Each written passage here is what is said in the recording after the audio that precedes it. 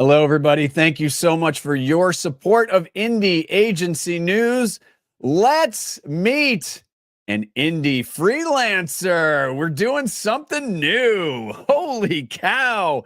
Toby Brewer, one of the greatest guests on our game shows ever, by the way, and we'll provide a link to that. You were excellent, by the way. I'm still sort of reeling from the anagram. Just hugely embarrassing, but whatever. It was pun fight. Yeah. No. It's okay. It's okay. The pressure was on.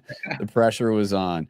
So let's start with this, Toby. Give us a little bit of your background. Give us the high level thumbnail of you.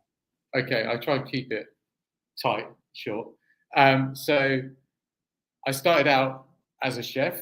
So there's like my weird entry to into advertising was my friend was doing advertising, and I helped him get onto a course, which is like a famous course, Watford course, which was the late great Tony Cunningham's course. I got on that, went through that, I got to DDB, which was like insane. The sort of, the ads I always like admired were the Volkswagen commercials, and then I was in this agency where literally all the Volkswagen commercials that I loved came out of that agency. I was working there for about 2-3 years, and then that became a merger with Adam and Eve, and that basically just propelled my career. I had a piece of work going through for Harvey Nichols at that time, and that got a lot of PR attention. And it was just a really good piece of timing because there was like a new agency forming. There was a new piece of work that got a lot of attention to that agency. That really sort of propelled my career. Then I went to BBH and moved around a bit in London, and then I kind of came to a sort of a point in my life and career where I had sort of itchy feet to go to America. I had an offer a few years before to Droga, which for one reason or another didn't end up going ahead, but I still had that itch. So my wife said to me, should we move to Fulham? And I was like, well, why don't we move to Los Angeles? And the Fulham of America. She actually agreed. Yeah, right. Sounds like a good idea. If you can get a job, let's do it. So I came over and interviewed and got a job and started a new life out here. Yeah, I love it.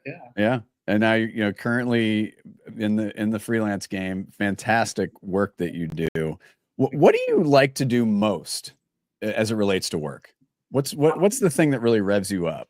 I've always got like this side that's just a little bit of an irreverent side where I do like humor. So I've done a bit of stand up and things like that. So I think I like it when we can put humor into ads.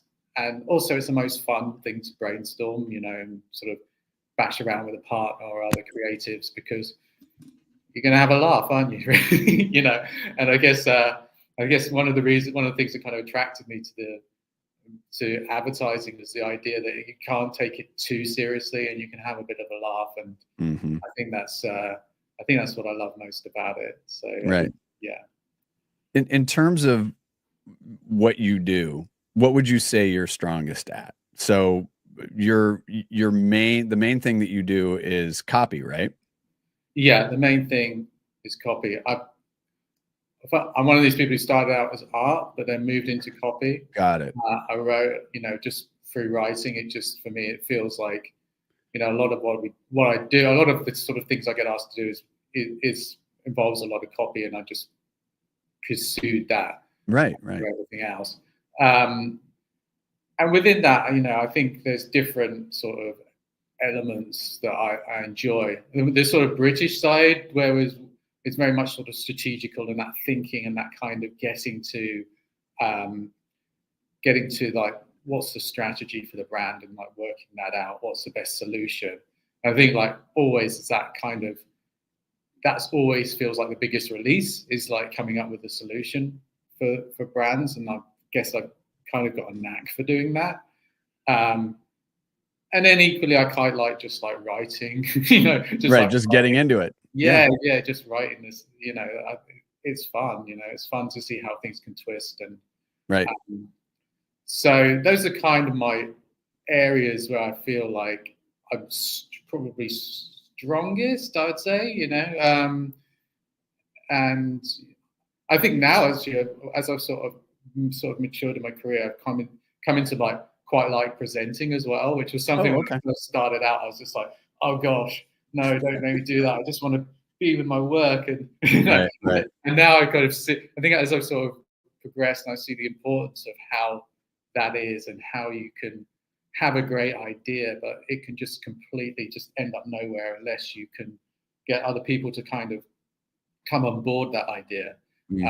So the presenting thing is kind of, very strange, very bizarre for me to think like, I think if I started out my career, I thought this would be the thing that I like. It's like, it's completely flipped upside down like that. I mean, it's a great skill. And the fact of the matter is we're all in sales, whether we want to admit it or not.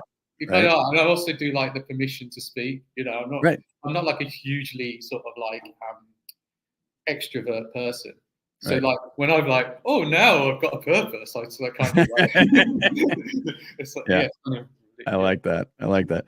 In your experience, what makes a good client, whether that's an agency or a brand, what makes a good client? What are some of the attributes that make them good clients to work with and work for? Yeah, and I think this is like kind of a two-way thing, because I do think it's like a line of communication, being able to have a discussion about beyond like just like presenting feedback. I think once you kind of break down and you can sort of really feel at ease and have a discussion about what are the main objectives, like what do we actually want to get, it kind of changes that relationship. And I think that's, in terms of, and I think that goes with, if you, I'm relatively new to freelancing, so my idea of a client is the client, as well. But it also goes with when I'm working with agencies, is just having that line of communication, that kind of honesty.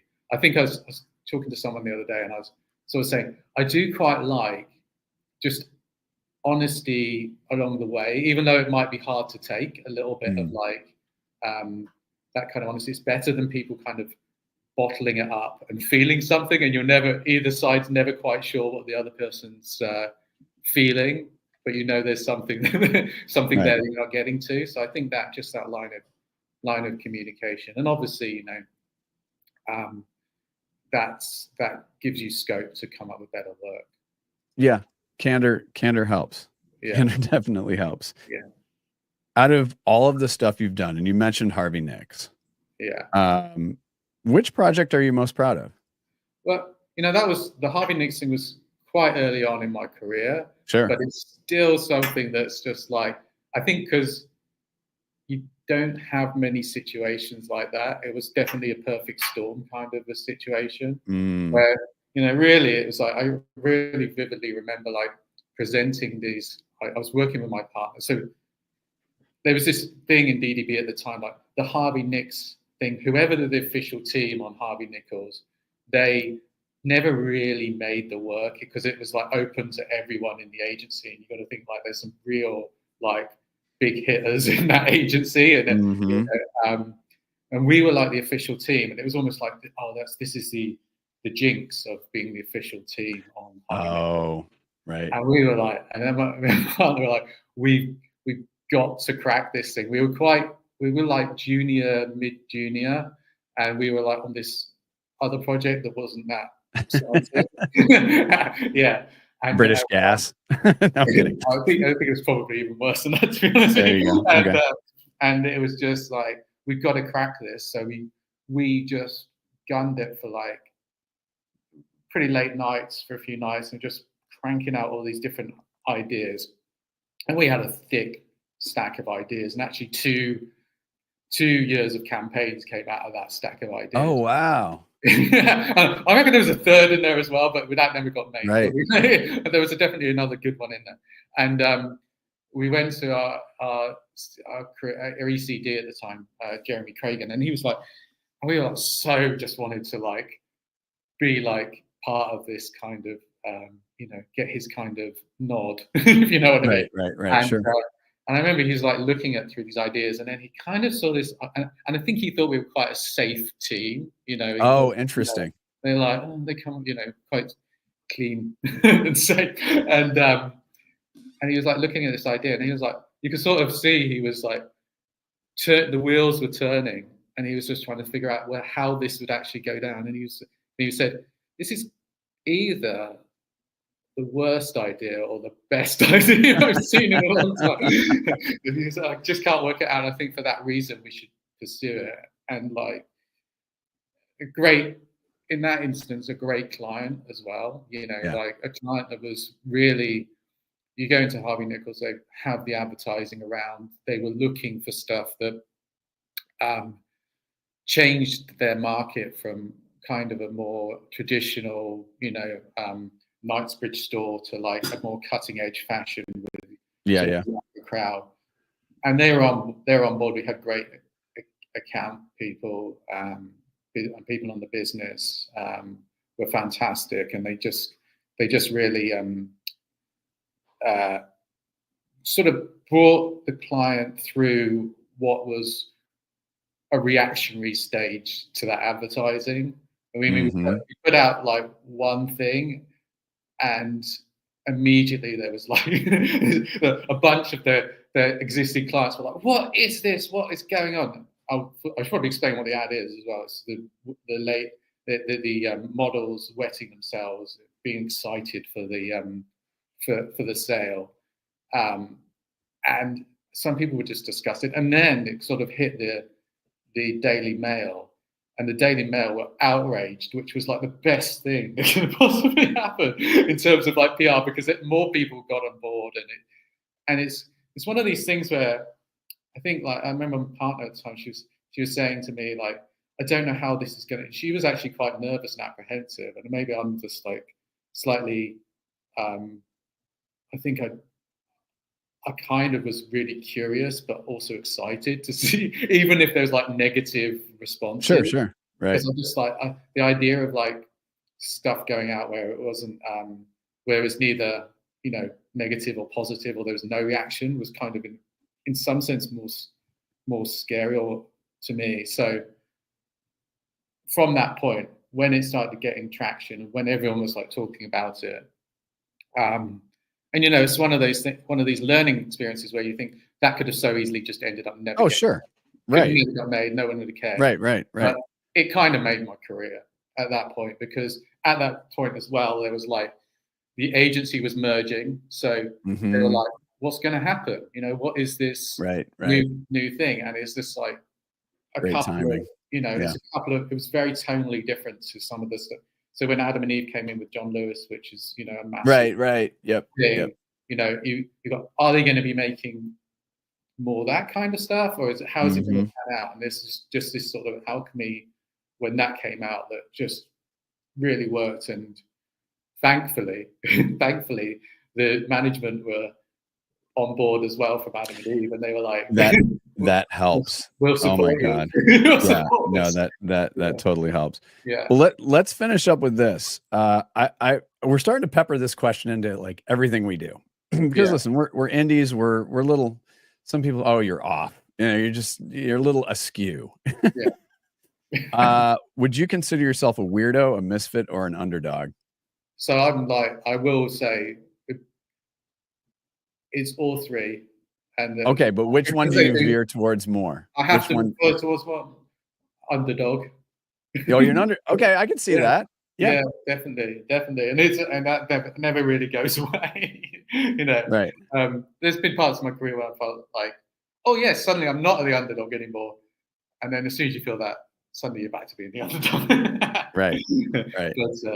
But Britain loves an underdog. I don't know if it's the same here, but we don't want everyone to have an easy ride. No, America does sometimes too. Yeah. No, I like that. That's fantastic. Well, Toby Brewer, we'll get all of your information up for people to find you. And thank you so much for joining us. And again, thank you so much for supporting this and being such a great part of our growth. And we wish you nothing but the best going forward. Thanks, Doug. I mean, I can only say I think it's a great platform. So I'm just like really I'm super honored that you invited me on. Oh no, my pleasure. My pleasure. All right, I'm going to end recording. Stay put.